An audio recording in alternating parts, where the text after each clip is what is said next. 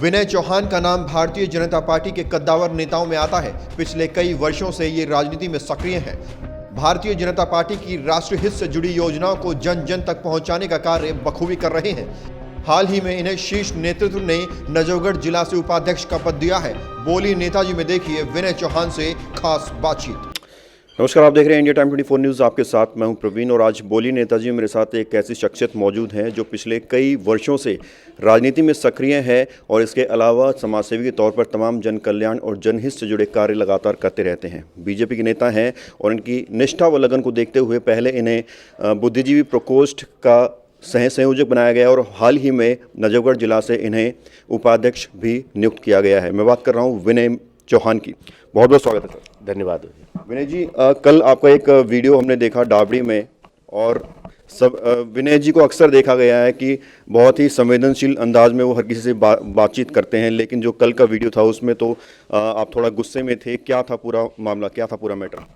देखिए, हमारे यशस्वी प्रधानमंत्री नरेंद्र मोदी जी के माध्यम से कोरोना काल में जो क्षति हुई है और उसमें गरीब लोगों के साथ जो बहुत ज़्यादा तकलीफ़ों में उन्होंने जीवन यापन किया है ये पिछले वर्ष, उसी को मद्देनजर रखते हुए उन्होंने हर रेडी पटरी वाले को 10,000 का, क्योंकि वो किसी के सहारे ना जिए, अपना एक व्यवसाय, छोटा सा व्यवसाय जो करते हैं, तो सरकार के माध्यम से एक 10,000 करोड़ का उनको लोन प्रोवाइड करवा रहे। तो मैंने पहले वहाँ मंडी में भी लगवाया था, अपना कैंप लगवाया था। उसके बाद 2 दिन हमारे यहाँ इस दफ्तर में भी लगा है। कल वहाँ पे क्या हुआ कि जो वहाँ की कोई कंपनी है, प्राइवेट कंपनी है, वो केजरीवाल का प्रचार प्रसार करने के लिए गरीबों के बीच में पहुँच के गलत काम कर रहे थे। तो एक तो मैं पदाधिकारी हूँ, नजफगढ़ जिले का पदाधिकारी हूँ, साथ में हमारी श्रीमती जी रेखा चौहान जी बाढ़ की निगम पार्षद हैं। तो आप बताइएगा, वो कंपनी और वो कोई दलाल टाइप के लोग आके आपके संज्ञान में नहीं था, आपको इन्फॉर्म नहीं किया था? नहीं, फ़ोन नहीं उठा रहा था। वो हमारे अफसर का फ़ोन नहीं उठा रहा था और हमारा भी फ़ोन, हमें नंबर जब आया मैंने उसको फ़ोन किया, लेकिन हमें जब पता चला तो उसी टाइम मैं वहाँ पर पहुँचा। आपने कैसे सुनिश्चित किया कि वो आम आदमी पार्टी के लोग थे, उनका प्रचार कर रहे थे? नहीं, जाते ही उन्होंने क्या बोला है कि केजरीवाल जी के माध्यम से, तभी तो मैंने उसको इस तरह से पूछा कि भाई आप कौन है। दिल्ली सरकार का क्या लेना देना इसमें? नहीं, दिल्ली सरकार का क्या लेना देना?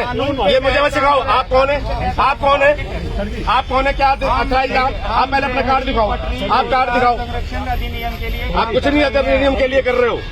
नहीं, गलत तरीका है। जब आपसे बोल दिया गया था कि आप जब भी सर्वे करोगे एरिया का दर्शकपुरी में कल हमने दौरा किया था। वहाँ की ज़्यादातर गलियाँ जो हैं खुदी हुई हैं, वो जनबोर्ड का वहाँ काम चल रहा है, तो लोग वहाँ शिकायत भी कर रहे हैं कि काफ़ी समय से सड़क नहीं बनी है। अगर एमसीडी की बात करें, निगम पार्षद के कार्यों की बात करें, तो जो गलियाँ हैं, जो सड़कें खुदी हुई हैं, उनकी वजह से क्या कुछ दिक्कतें आ रही हैं जिसका खामियाजा जनता को भी भुगतना पड़ रहा है? वो नरकी जीवन जी रहे हैं दशरथपुरी वाले और उनकी पीड़ा जायज़ है। मैंने उनके हाल देखे हैं, वो मुझे फ़ोन करते हैं, लेकिन मैं बहुत मजबूर और लाचार हूँ क्योंकि ये दिल्ली सरकार का कार्य है। दिल्ली सरकार विधायक जी के माध्यम से होना है।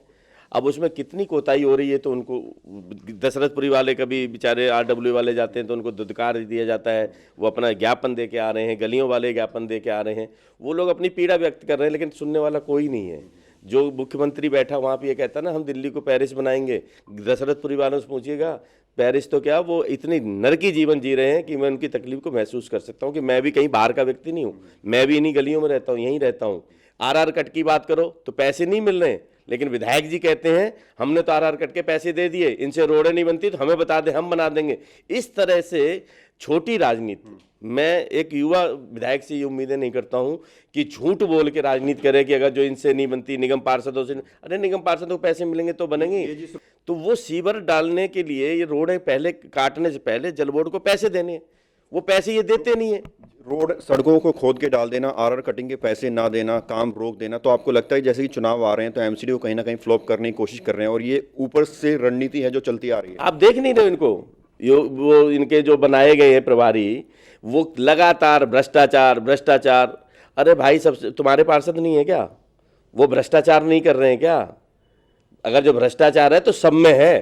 पार्टी के लोग जब भी हम लोग इंटरव्यू करते हैं तो एक स्क्रिप्ट जरूर बोलते हैं, वो 2,500 करोड़ के घोटाले के बारे में जरूर बात करते हैं, तो उस पर आप कैसे देखते हैं? हमारे पास फंड का अभाव है, दक्षिणी निगम के पास अपनी कोई बिल्डिंग नहीं है, हम लोग सिविक सेंटर में बैठते हैं, उसको वो घोटाला कह रहे हैं। अब आप बताइए एक ऐसा धूर्त व्यक्ति दिल्ली को किस तरह से गुमराह कर सकता है? उस पर सरकारी कितना पैसा, दिल्ली के टैक्स पेयर का कितना गाड़ी कमाई का पैसा उसने प्रचार प्रसार में खर्च किया है, इसका हिसाब उसको देना पड़ेगा। दिल्ली की जनता का खून पसीने के पैसे इस तरह से सारा सरकारी, आपने जितने होर्डिंग देखे होंगे वो देखें, सब सरकारी पैसे का दुरुपयोग हो रहा है और कोई घोटाला नहीं है। विनय जी, 13,000 करोड़ की मांग जो है आप लगातार उठा रहे हैं, फंडिंग नहीं है आपके पास, लेकिन बावजूद इसके डाबड़ी वार्ड में अक्सर देखा जाता है कि सड़कों का निर्माण होता है, डाबड़ी गलियां बन रही हैं, डार्क स्पॉट खत्म किए जा रहे हैं, तो ये कैसे आप जो मैनेज कर रहे हैं? आप देख रहे होंगे, मैं तो चैलेंज करता हूं, वो तो ईमानदार बनता है, मैं ईमानदारी से, और आप दावड़ी बाड़ के लोगों से पूछिएगा, अगर जो कोई निगम पार्षद की बात करेगा तो रेखा जी पे कोई उंगली नहीं उठा सकता, कोई दाग नहीं लगा सकता है। तो हम ईमानदारी से कार्य कर रहे हैं। जो पैसा अभी बड़ी मुश्किल से 25 लाख रुपए का हमारे आए थे, तो आपने देखा होगा हमने दावड़ी गाँव में अभी रोडों का बहुत, आप तो वहाँ थे, वो उस गली वाले व्यक्तियों की क्या पीड़ा थी कि आज तक 3 बार पहले नारियल फूटा था। कौन थे उस टाइम 3 बार नारियल फोड़ने वाले? कौन थे? बीजेपी के लोग नहीं थे, भारतीय जनता पार्टी के लोग नहीं थे। 3 बार नारियल फोड़ा गया, वो यही लोग थे जो आज यहाँ सत्ता में बैठे हैं। विनय जी, 13,000 करोड़ के अभाव में क्या कुछ विकास कार्य आपके क्षेत्र में चल रहे हैं जिनका फायदा जनता को हो सकता है? क्या कुछ प्रोजेक्ट्स चल रहे हैं अभी आपके वार्ड में? वैसे बहुत अभाव है। उसके अभाव में पूछ रहा हूँ, क्या कार्य? ढक्कन लगवाना हो तो लोग मेरे से नाराज होते हैं। ढक्कन बिना पैसे के तो नहीं आएगा, एक ढक्कन 2-2.5 हज़ार रुपये का होता है। लाइटें चाहिए, अभी डार्क सपोर्ट मैंने बहुत प्रयास किए, मैंने 200-300 खंबे के साथ लाइटें नहीं लगवाई हैं। हम प्रूफ कर दिया कि केजरीवाल ने वो 13,000 करोड़ रुपए देने हैं, तभी तो आप रिलीज कर रहे हो। कल आपने पेपर में बड़े बड़े दिए कि इन्हें खा मत जाना, चोरी मत कर लेना। अरे बताइए, 5 महीने से जिन गरीब बच्चों का निवाला छीन के तुम बैठे थे, उनकी सैलरियां नहीं दी, उन गरीबों के साथ अन्याय करने वाला देश का जो कहता है मैं गरीब का मसीहा हूं, उसको शर्म नहीं आई? आज वो 5 महीने बाद तनख्वाह के लिए पैसे दे रहा है, जब कोर्ट फटकार लगा रही है। लोग हैं, उन्होंने कहा कि जीने के लिए वैक्सीन जरूरी है, किसी के भ्रम में ना आए। इस तरह से भ्रम में आने से अपना जीवन के साथ खिलवाड़ करेंगे। मोदी जी तो चिंता कर रहे हैं, लेकिन जिसको अपनी चिंता नहीं है तो उसका तो कुछ हो भी नहीं सकता। मोदी जी कब लगवाएंगे? मोदी जी सबसे पहले उन वॉरियर्स को, उन लोगों को लगवाएंगे जिन्होंने मेहनत की है, जो अपनी जान पूरे दिन जोखिम में डाल, मोदी जी लगवाएंगे। मोदी जी सबसे बाद वाले व्यक्ति हैं, क्योंकि उनको पहले 135 करोड़ की बात करते हैं तो पहले अपनी जान की परवाह नहीं करनी उन्होंने। जिन लोगों की संकीर्ण सोच है ना, वो कहते हैं मोदी क्यों नहीं लगवाता, डरते हैं। ये सोच घटिया मानसिकता का प्रतीक है। वो व्यक्ति पहले चाहता कि हमारा एक वो देश का नागरिक सुरक्षित रहे, मैं बाद में हूँ। ये उनकी मानता है। इस मानता को लोग दूसरी तरह से लेते हैं, ये तो दुर्भाग्य है इस देश का। बात करने के लिए बहुत बहुत शुक्रिया। आपका बहुत बहुत आभार, बहुत बहुत। तो ये थे मेरे साथ जिला नजफगढ़ से उपाध्यक्ष विनय चौहान, जिन्होंने मेरे हर एक सवाल का जवाब बड़ी बेबाकी से दिया। कैमरा जर्नलिस्ट नीरज के साथ प्रवीण, इंडिया टाइम 24 न्यूज़। खबरों से खबरदार रहने के लिए चैनल को सब्सक्राइब करें और प्रेस करें बेल आइकन।